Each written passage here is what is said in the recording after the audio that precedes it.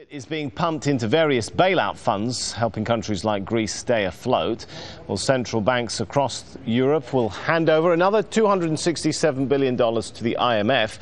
Part of it from Eurozone's central banks, the other raised from the wider European Union.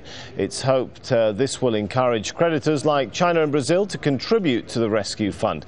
And nearly $700 billion from taxpayers will be put into a separate bailout pot called the European Stability Mechanism.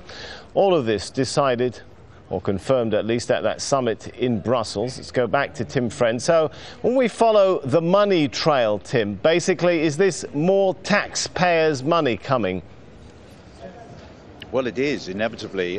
Governments themselves don't have money. It comes from taxpayers, and they're the people paying for this. And of course, this is where much of the resentment, which we've seen so graphically in places like Greece on the streets, expressing itself in violence sometimes, comes from. They feel they're paying the price for the mistakes of others.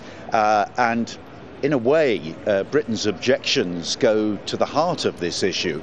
David Cameron clearly doesn't want to see increased regulation over the City of London, the financial centre in Britain.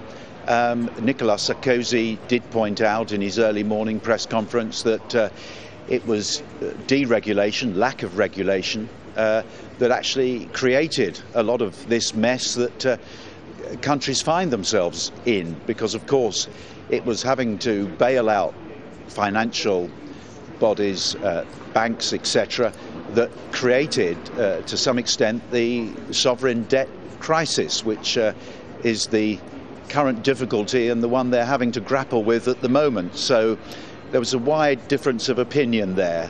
And David Cameron will, I'm sure, go back and tell his parliamentarians who were urging him to show the bulldog spirit here in Brussels that he's been successful in holding out.